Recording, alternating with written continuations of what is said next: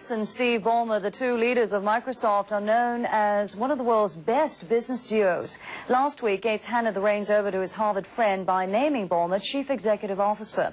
During his recent visit to Asia, Ballmer gave us exclusive behind-the-scenes access. And Farlan Chang has a story on one of the world's richest men. Hey, how you doing, Addison?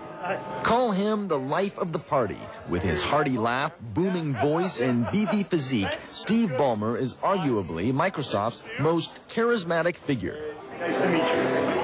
At this private party in Hong Kong, his employees waited in long lines to greet the man known as Bill Gates' best friend. How you doing? Good to see you. What are you doing now?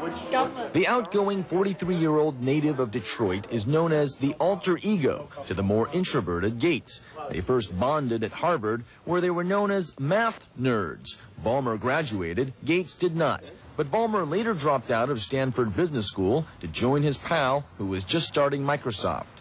The first 25 years, a lot of the team building came directly from sort of shared vision and passion about the importance of what we were doing and how it could change the world.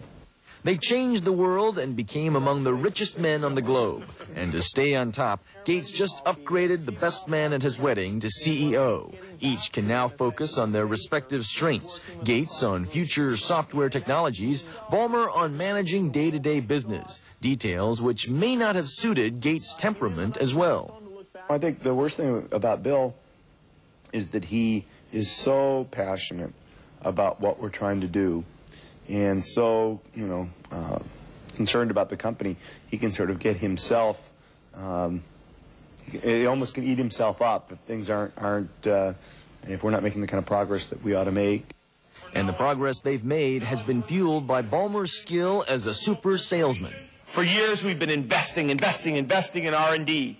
His bombastic, fist-pounding approach is persuasive, but his shoot-from-the-hip style can be a problem, like when he caused the stock market to plunge by saying tech stocks are overvalued, and when he blasted the Justice Department's antitrust lawsuit. But Ballmer says being direct is a good lesson that he teaches his own children. Well, I spend a lot of time with my kids. I don't shortchange that. Yeah. Ballmer's plain talk is why he prefers writing on a piece of paper instead of on the screen of a handheld organizer. Yeah, and I haven't gotten good yet at taking notes on the screen while looking you in the eye, which I can do sort of on a piece of paper and I can't do yet, so I keep the paper in my pocket for now. And he keeps close to his heart the lessons he learned from his grandfather. He was a Russian immigrant to the United States, and he used to say, "Don't show up, nobody," which meant, you never want to show off. That's a bad thing to do. I would say that was probably he'd grown up very poor in what's now Belarus, but was Russia at the time. And he also told me, make sure you always put the money deep down in your pocket or it'll fall out. That would be the other lesson. Lessons Steve Ballmer has taken with him to the top.